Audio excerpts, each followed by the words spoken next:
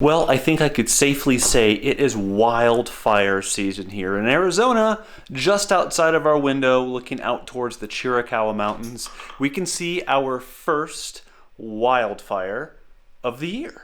And we haven't had any real rain for probably the better part of a month, maybe a little bit more than that. So it's definitely the dry season in Arizona. And this is what you get out west. In some cases, it's only going to get worse depending on the area. Like a couple years ago, we were in the Tetons and it was smoky for like 11 out of the 12 days we were there. So that's just a part of living out here in the western part of the U.S. I wouldn't trade it for anything, though. I love it out here. As you can see, we're already getting good use out of our washer. This was just washed this morning, so is that. Instead of getting the dryer, we just hang it up here in the office, and this acts kind of like an evap cooler, where this thing will just dry in the ambient air. Evaporation is a cooling process. It'll cool down the air in the office, and it works really, really well. And it saves us from having to use the power associated with a dryer. Dryers are typically not all that efficient, so we just let it air dry. Works. It's working great. So far, really no complaints, which is great.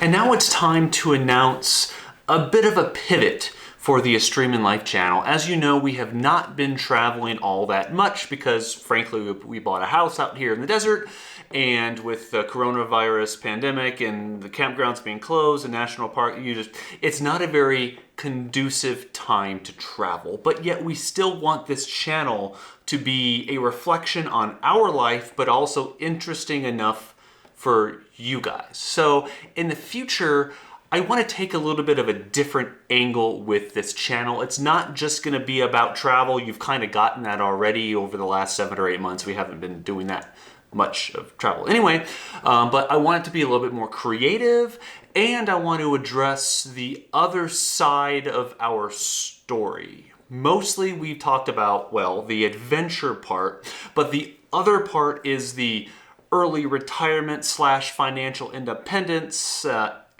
essentialism, living sustainably, living off-grid, talking about money, those kinds of things. I know it's not going to be everybody's cup of tea, so if that's not what you're looking for, you're just looking for travel, I understand if you no longer want to subscribe, although I certainly hope that you'll stick around to at least check it out. So that is where I see this channel going over the next several months and maybe even years. We'll see how it goes.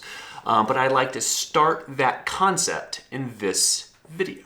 And this house is a good reflection of our story. We bought this house for several reasons. One, we just wanted to settle down. 2, it was very inexpensive. 3, it was completely off-grid, which makes it recession-proof, at least as recession-proof as you can get with home ownership, where we could just kind of hunker down here. We're not connected to any utilities. We have no regular monthly expenses. So this house really makes it possible for us to live small, for us to live fairly sustainably, and very, very inexpensively. And some of you have reached out already to say that you saw us on CNBC. It was great. Glad to see you there. If you haven't, well, we were featured. I wrote an article for CNBC. I got an outpouring of positive. Oh, these flies are driving me nuts.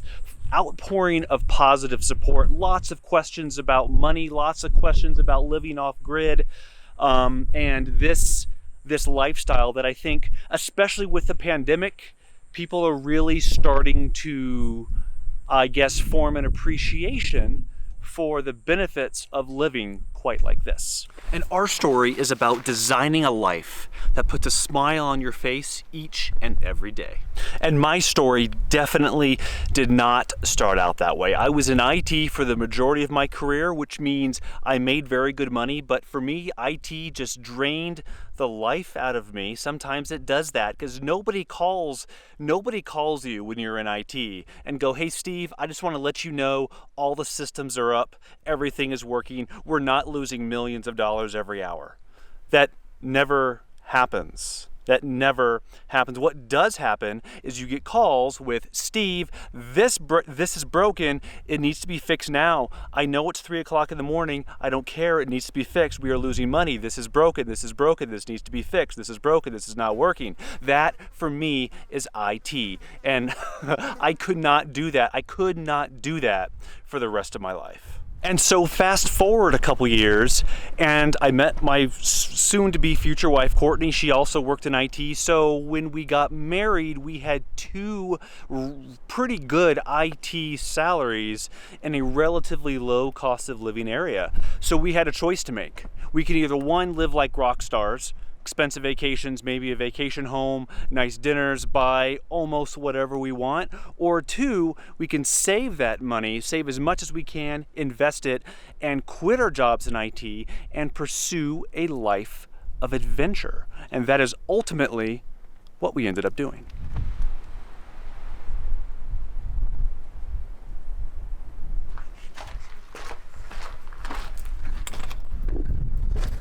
Hi, girls. Hi. Oh, really? Oh, really? Is somebody excited? Is somebody excited?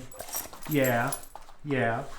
Okay, I would have stayed outside, but it was getting pretty windy, and I'm sure you heard the wind noise. So we saved 70% of both of our salaries. 70%. 70, which adds up really quickly when you work in IT. We just endured it for the next few years, saved as much as we could, talked about every single expense. We didn't spend a dime without discussing it. Luckily, both my wife and I were on board towards the same goal of quitting our jobs and traveling. So that made it a lot easier. If one spouse is on board but the other spouse isn't, that's going to be a little bit more challenging. But in our case, that was not a area of conflict for us. So we ended up working for the next couple of years to save up that money. Then I eventually quit in 2016. Courtney continued working for the next 6 months, then took a sabbatical, then went back, and then took another sabbatical, and then she called him and said, thanks, but I'm done. 2 sabbaticals, mainly because she felt guilty about leaving her team. I did not feel guilty whatsoever. I wanted out 10 years ago. That was not an issue for me, but it was for her, which is perfectly fine. I got to put my phone on silent because people just keep wanting to text me. There we go, it's on silent. So long story short, we saved 70%, retired. I was 35, Courtney was 33. Of course, she went back a couple times, then retired again.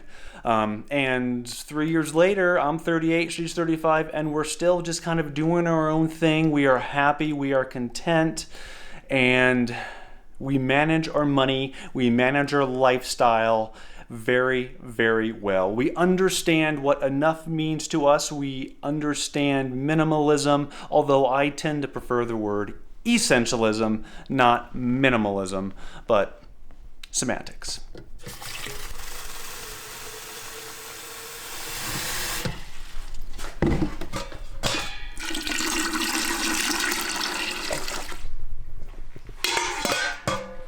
And in this house, we won't have a lot of the amenities like the water, the unlimited water from a city source, or the central AC or heat, or the square footage. It's only an 800 square foot house. But for us, we want this lifestyle. We want a lifestyle free of full-time work. We want a lifestyle where we don't have to make every decision based solely on money. We want that lifestyle more than we want some of those other, the nicer things in life potentially. But we still don't feel like we're sacrificing. And when you can find that happy medium where you're happy, you are content, and you have this sense of financial freedom, that, to me, that's the sweet spot. That's the sweet spot in life. And so I hope you enjoyed that video. It was a bit of a change of pace. Not every video is going to be exactly like this. I'm going to switch it up. I'm going to get creative, but I'm just going to try a few more things, some different topics, and just to switch it up a bit and just see where it goes. So when we do travel, we will film that, of course, but don't be surprised if you see a variety of things on Airstream Life. And let me know in the comments below if you want to know more about the money side of everything that we're doing here. And if you do, if you have any specific questions, please put them in the comments below and I will be sure to get to them. Fair warning, I am not a certified financial advisor. I do not claim to be one, so nothing that I say should be taken as like official financial advice. It is what we've done. It is what worked for us, but that's it. So that's it for this video. Thank you for watching, and I will finish this video with some video of the most important thing in our life right now. Well, you know, aside from our health and our safety and all that, after that. Hi, Penny. Don't get up. Don't get up, Penny. You're good. You're good. Hi, Daddy. Don't get up either, okay? Keep your seats. Keep your seats.